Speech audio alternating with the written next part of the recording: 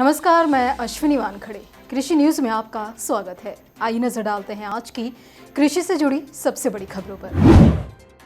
कृषि जागरण और Agriculture World के founder and editor in chief MC Dominic हमेशा से देश में कृषि क्षेत्र को बढ़ावा देने के लिए नए नए इनिशिएटिव लेते रहते हैं। इससे पहले वे किसानों के लिए फार्मर फर्स्ट प्रोग्राम लेकर आए थे, तो वहीं इसके बाद फार्मर द ब्रांड प्रोग्राम लेकर आए, जहां किसान अपने ब्रांड को प्रमोट कर सके। इसके साथ ही एमसी डोमिनिक अब फार्मर द जर्नलिस्ट और रूरल इंडिया जर्नलिस्ट प्रोग्राम लेकर आए हैं, जिसे बीते दिन लॉन्च किया गया, जिसमें federation of all India farmer association FIFA के प्रेसिडेंट जावरे गोवड़ा ने क्या कुछ कहा, आइए जानते हैं। Our agriculture crop should be in a position to export to various countries, for which we need a proper agricultural journalism, proper technical information, digital information. So this is a new innovative to communicate to the farmers, particularly in the rural India. तो वहीं इस कार्यक्रम में federation of seed industry of India and alliance for agri innovation के executive director doctor Shivendra Bajaj भी मौजूद रहे। मैं कृषि जागरण को और कृषि जागरण के परिवार को सबको बधाई देता हूं जो उन्होंने ये चैनल लॉन्च किया है, फार्मर द जर्नलिस्ट। ये बहुत ही ज़रूरी है। ऑनलाइन पोर्टल है, आजकल का डिजिटल एज है, तो कृषि के पीछे रहे तो किसानों के लिए बहुत ही फ़ायदेमंद होगा ये।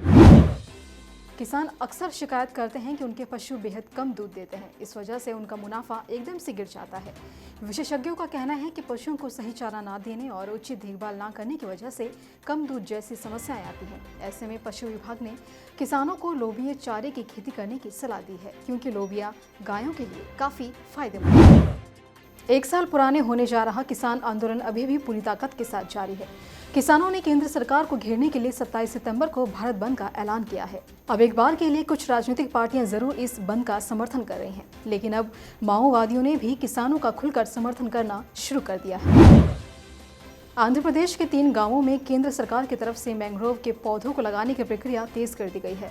वैज्ञानिकों के अनुसार ये पौधे खरे पानी वाली जगह पर लगाए जाते हैं। इससे साइक्लोन की घटनाओं में कमी तो आती है, साथ ही जमीन को पानी के कटाव से बचाने में भी सफल रहते हैं। दूसरी तरफ वायुमंडल में मौजूद कार्बन डाइऑक्साइड जैसे हानिकारक गैसों को कम करने में भी काफी हद तक सहायक होता है।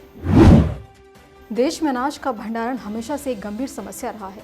भविष्य में इस स्थिति से निपटने के लिए हरियाणा सरकार की तरफ से प्याज भंडारण कक्ष और शून्य ऊर्जा कुल चैम्बर पर 50% तक का अनुदान देने का फैसला किया गया है। इसके लिए किसान खुशहाल बागवानी पोर्टल http://hotiharianascheme.in पर 30 सितंबर तक ऑनलाइन आवेदन कर सकते हैं। साथ ही आवेदक को मेरी फसल मेरा ब्यौरा पोर्टल पर अपने खेत और फसल का भी पंजीकरण करवाना आवश्यक है। हिमाचल प्रदेश के 5 जिलों सिरमौर, सोलन, शिमला, बिलासपुर और किन्नौर के किसानों को परवाणु की फूल मंडी में फूल बेचने की सुविधा उपलब्ध होगी, क्योंकि प्रदेश सरकार ने करीब 75 लाख की राशि से फूल मंडी विकसित की है। इस फूल मंडी में 10 दुकानें और फूलों की नीलामी को लेकर ऑक्शन यार्ड तैयार हो चुका है।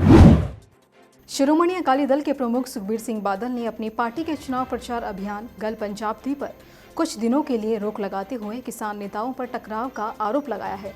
सुखबीर सिंह बादल ने कहा कि कुछ किसान नेता नहीं चाहते हैं कि किसानों की समस्याओं का हल निकले। उन्होंने कहा कि शिरोमणि अकाली दल के कार्यक्रम में किसानों के एक समूह ने कथित तौर पर जबरन घुसने की कोशिश की। साथ ही उन्होंने कहा कि ये सभी प्रदर्शनकारियों के वेश में गुंडे थे।